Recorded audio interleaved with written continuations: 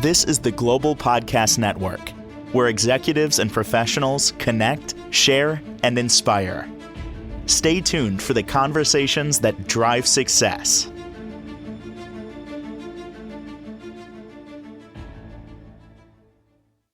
I have talked about this before on this show, and it never gets old because it's so impactful and so life-changing. I am talking about energy healing. If you're not sure, there's a reason you're here. You found us for a reason. But what exactly are we talking about when it comes to this thing called energy healing? We're going to dig into that today and see how it supports, see how it changes many, many lives. And she's an energy healer of many different modalities. Jen Fedorowicz joins us on the program. How are you doing today? I'm doing really well, Stephen. Thanks. I got a hotline blinking here. I'm just going to grab this. I don't know what it is. Maybe this is the universe saying, guys, you really need to elevate this and talk about this thing called energy healing, because it was a game changer for me about 4 years ago. And I've heard this word Reiki, even when I was a kid, to be honest with you. I was an intern at a cable TV station, and this woman was talking about this Reiki thing. So I'm like 16, 17 years old running a camera. I'm like, what is that? Fast forward years later, I work with psychics. Fast forward, and I'm here, but I found that it was what I needed when I needed it. It just showed up, again, where I started understanding that we can be healed using energy because we are energy, right? Everybody's a different type of energy. Yes, absolutely. And I would like to say that nobody heals anybody. Okay. We call ourselves energy healers. And sometimes I don't like that term because I actually don't heal anybody. And I don't believe anybody who calls themselves a healer does, because as you said, we're all energy. We're a flow of energy, and we are born with an innate ability to heal. I think that's an important thing. I appreciate that. And I agree with you. In my journey, in the very beginning, I started piloting by this one phrase: all I need is within me now. All I need is within me now, meaning you got everything. You need an answer. You know the answer. You do. Yes, absolutely. Your intuition is telling you this is what the answer is. We don't listen. We don't know how to. We have distractions. Same thing when it comes to healing by way of energy. If you know how to focus the energy in the right way, you can get that done. Would you say that you're more of a energy facilitator instead of a healer? I think that's a much better term. Yes, because what happens is we are this field of energy.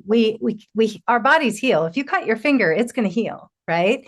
And if you have something more, something bigger, a disease or something, your body knows how to heal it and has everything it needs. Yep. It's just that we get in our own way, and the foods we eat and the things we think, and we affect our energy so much that I like to say it becomes wobbly. It's not aligned. So what an energy healer does is sort of peel out the gunk that's getting in your field, that's keeping you from this state of alignment, so that your body can do what it naturally knows how to do. Misaligned. Yeah. Out of balance. That's another one. I feel that you need to have all the wheels on your car, i.e. your body, turning at the right rate with the right inflation. Like, think of it. If your car, you hit a pothole, your car's out of alignment, how's it going to ride? It's going to be like all over the road. I would imagine it's the same thing with us, whereby need proper sleep, proper nutrition, minimize the stress, all of us. If one of those wheels is off, your body, you're going to be wobbling, I guess, down the road, right?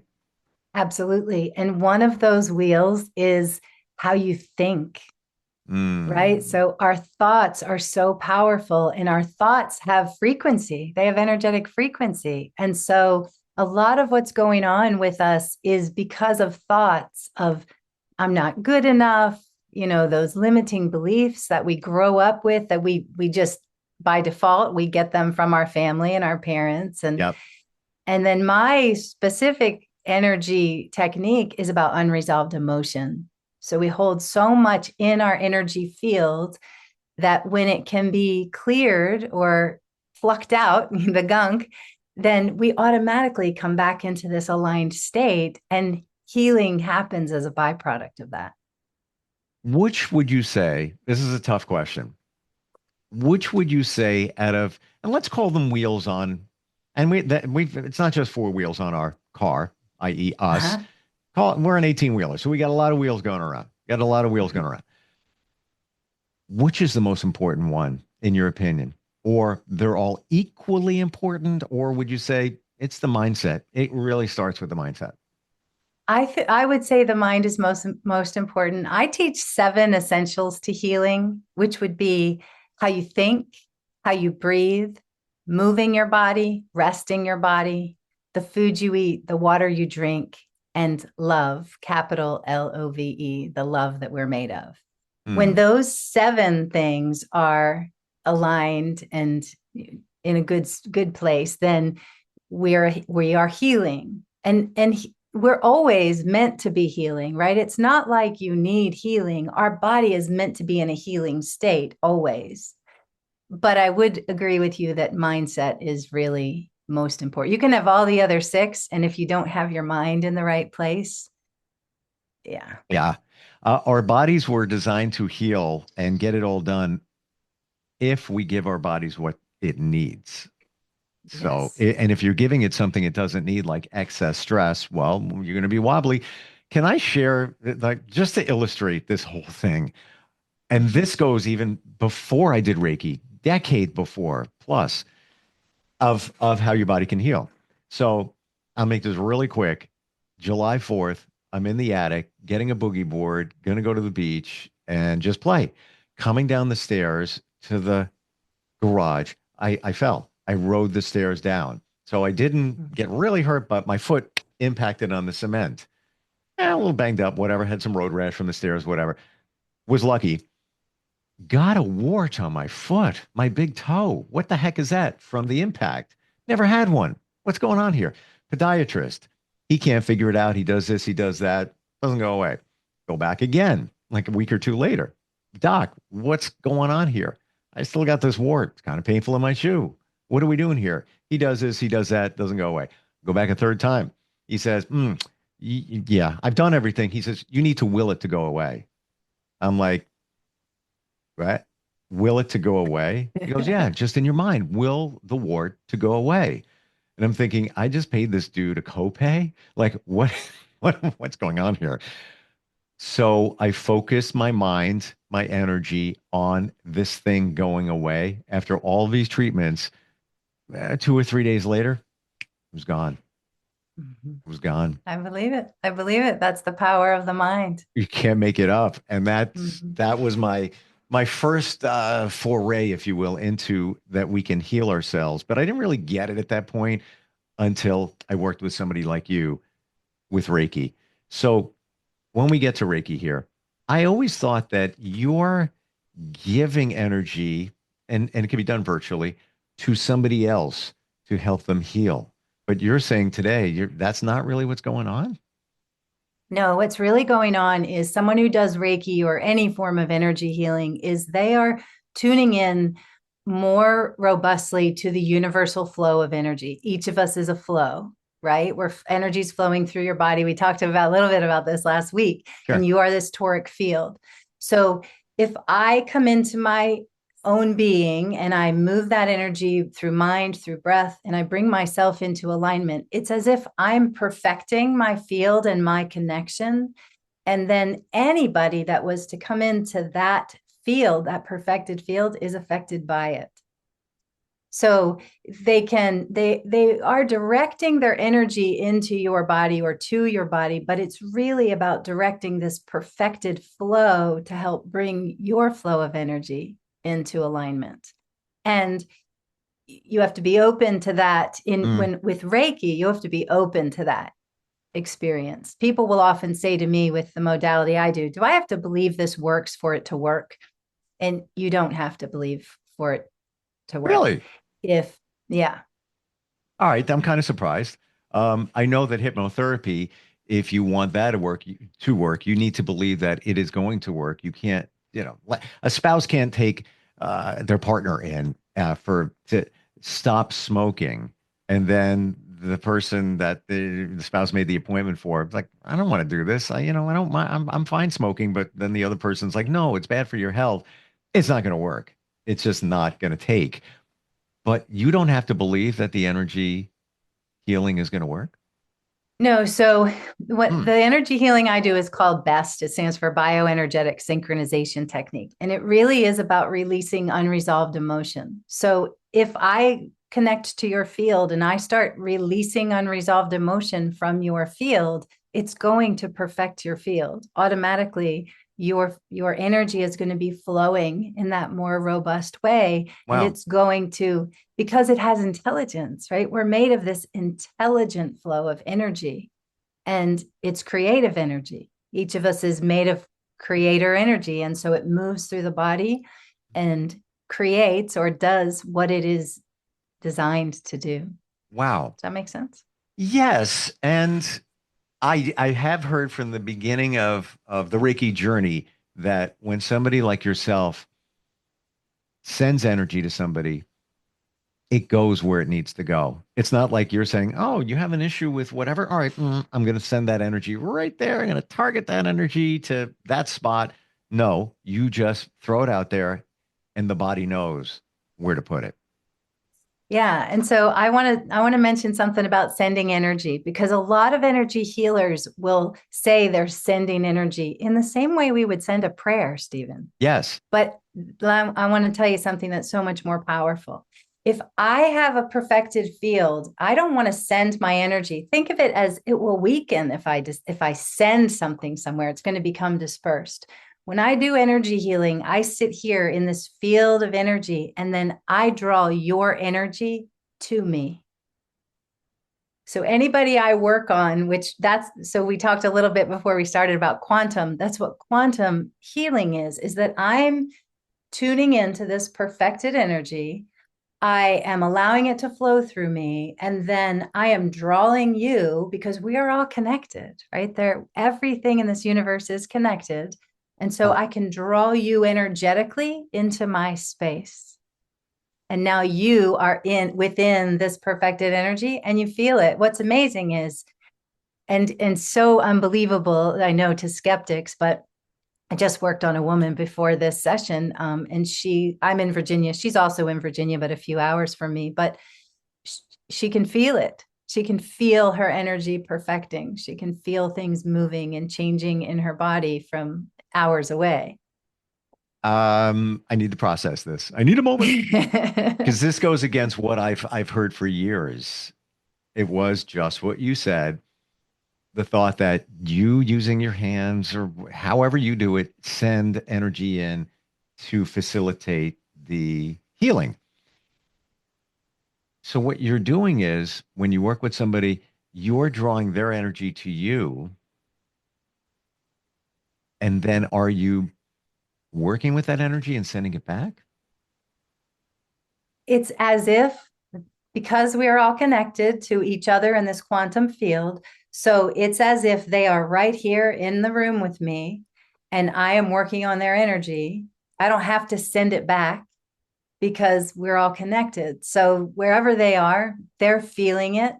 I'm helping to bring them into alignment to release the unresolved emotion. And as a result, they feel differently when it's over. They feel clearer. They start to heal. I have many people who have healed from diseases, which, I didn't heal them. I just brought them into alignment so that they could heal. Wow. Um, is this true for every energy healer? Yeah, let's say it's Reiki, if we want to just pick one for the moment. Is this the way it works and it's just been interpreted differently, or is this the way you work? It's the way I work. It's the way I learned from my teacher. And I believe there are others who work, obviously, who do what I do. But I think that I learned Reiki first. And I did learn that you were sending this energy. And what I have come to understand since now being certified in this modality is that I am much more powerful energetically when I stay right here with my energy and draw someone into it. Now I'm better understanding it. What's this called? Is there a name? Like we're talking Reiki, we're talking energy healing. Is there a call it a name, a label for the way you do things? So the technique I do is called bioenergetic synchronization technique, which I learned from a woman named Dr. Sue Morter. Okay. But I believe anybody who is a quantum healer and we see that word a lot today, right? We see it out there. A lot of people are quantum healers. I believe anyone that's doing quantum healing is doing just that. They're connecting to the field, which that's not even the best word because we are already connected to the field, but we're honing in, right? So that we're really focused and aware of our connection. We're perfecting our connection, and then we're drawing that other person that we're working on energetically, or even group of people. So I do group healings. And so the whole group is in this container. I like to think of it that way. Like we've created this beautiful container of energy, and like energy attracts like, right? So an energy field that is flowing and aligned is going to affect the others, and they're going to sort of get in line with that energy. Well, you said a word to describe what you do, and I think it's a game changer for me and others. Synchronization.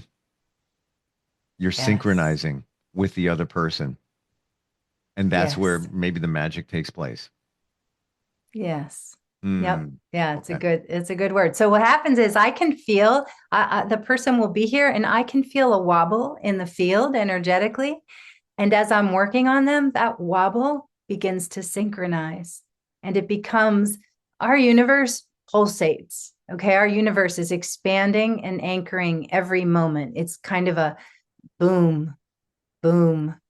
And if you ever sit in meditation, or sometimes people will feel that in the palms of their hands, it literally is the field that is pulsating because it's alive. And Wow. so I can feel a wobble in that pulsation, and then that wobble will come into a synchronized pulsation. What's this thing called quantum healing? So the quantum field is everywhere, right? When we talk about the quantum field, we're talking about this whole cosmic universe, and that runs through every single thing, right? You are a flow of that quantum energy. The trees, the everything is made of the quantum field. So we've just been living our lives thinking that we're separate from that, right? We've been living our lives thinking we are this third dimensional being separate from everyone and everything around us. And what's happening is people right now are waking up to the fact that, oh, I'm not separate. I am that quantum field flowing through a body. And so are you. Each one of us is that. And because we are all that and we're all connected to that, we're all connected to each other. There's no one you're not connected to. The energy of the universe flows through us all. I need to ask this question at this point. Mm-hmm. I often hear this term, the universe. There is the universe, right? The universe supports us. Then somebody said recently that we are the universe. It starts from within. There's not, you have this visual of this thing floating around out here, and this is the universe. Um, it's us. It starts here. We are creating the universe, if you will. Does that make sense? Mm-hmm. Yeah, my teacher says, you hear people say all the time, the universe has your back. Yes. And she says, no, the universe is your back. It's hard to process that. And I had a conversation with somebody today. Um, we're close, we're working on something, and it's going in a different direction. And we both feel, well, the universe is saying go this way. And don't go that way. This is the way you should go because some doors, call it they closed over here. Mm-hmm. And I subscribe to that. I was like, yeah, you know what? We're being pushed in this direction. And I think many others have probably experienced that. But then how do you factor in the universe? Like thinking the universe has your back, it's pushing you in this direction. How do you explain those things when they happen? That it's almost that there's an intervention that something is telling you, no, go that way. So I would say that is thinking, that's putting together that the universe is your higher self. So you are a being of divine consciousness. And we often talk about the fact that we are multidimensional beings. And so you are multidimensional. You right now you're aware of the third dimensional part of you on planet Earth. But there's a fourth dimensional part of you and a fifth and a sixth because you're flowing or streaming through. Go ahead. Okay. So we just opened lots of doors. They're all swinging open right here. Are you referring to what's some say is an ascension, where many of us have been kind of playing in the third dimension? Now we're sort of crossing over to the fourth. The ultimately at this time is the fifth dimension. Is that what we're talking about here? Yes, Stephen, but it's not that we're crossing over to it. You are multidimensional. If you think of yourself as a stream of consciousness coming from the cosmos and it's coming down and becoming a body, like think of like a stream just coming down. So you're coming through every dimension and landing here on planet Earth. So you don't have to cross over to the fourth or the fifth. You just have to awaken to that part of you. Oh, there's a part of me that's fourth dimensional and it's pure love. When I awaken to that, I start to know that part of me. I'm not going anywhere. I'm still here, but I'm consciously awakening. It's always about the consciousness. What level of consciousness are you awake or aware of? Does that make sense? Yes. And I find it interesting, coincidental or not, that 50 something years ago, there was a song called The Age of Aquarius. And that's what people say that is going on right now, the Age of Aquarius. It's not like it's been years, decades in the making. And it was by the group The Fifth Dimension. That was 1969. I just find it so interesting that they were talking about that then. And here we are now putting the spotlight on all of this. Again, many years in the making. Would you say, Jen, that you're in the fifth dimension? You're there? I'd say I'm awake to the fifth dimension at times, not always. I certainly get frustrated and upset about things in life. And then I have the tools that I need to remember who I really am. And I can bring myself back to that place pretty easily. And I'll bet you when that happens, it's about fear. Ultimately, when you think about it, why did your toe was in the fifth dimension realm, and now you came out because of something happened within your world. But if you trace it all ultimately down there, it's probably fear. Ultimately, it's all about the mind, right? We are living from the mind. As human beings, we live from the mind. We think that the mind is the ruler of our life. When you're living fourth or fifth dimensionally, you're dropping from the mind into your heart and you're truly living from the heart space so that you realize, oh, I am a soulful being. I have a mind, I have a body, but that's not the truth of who I am, because the body and the mind are at some point going to be gone, but that soulful part is infinite, always has been, always will. Yes. And I believe we'll end. We're almost out of time, but that's something to consider because I had that epiphany. And I think what you're talking about is when we realize that we are spiritual beings in this human container. That's what's going on. Yes. We're not just, humans. And then, no, we start with the spiritual part and we're just here for now. And a meat sack, somebody called it, whatever. We're just what, right. One day my husband and I were driving down the road and all of a sudden he heard the Police song so differently. We are spirits in a material world. And there are times I will listen to that song and I can't shut that off. And it's a haunting, cool song. Yes. Gotcha. Whoa. A lot of territory covered today. Kind of deep there, but a lot of clarification. All this time I've been thinking one thing in terms of the energy being infused, but it's more of an energy exchange in terms of the way you work. How do we work with you? What's the best way? And I know this is kind of deep, potentially for some. So there's going to be lots of questions. How do we find you? My website is iamjenergy.com. I'm on all social media platforms, and I have a pretty deep transformational option to really understand yourself as a soul being for those people that just know there's more, but they're not quite sure how to awaken to it. I love to help people figure out truly there are steps to understand and that you can go through to awaken to who you really are. Once you harness the power of the jEnergy, love it. Yeah. Jen, Jen, and ERGY.com. I am jEnergy.com. Thank you very much for being here today.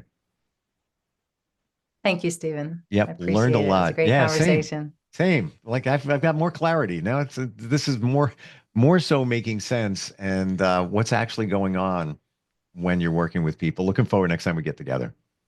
Awesome. Me too. We'll be right Bye. back. This is the Global Podcast Network, where executives and professionals connect, share, and inspire. Stay tuned for the conversations that drive success.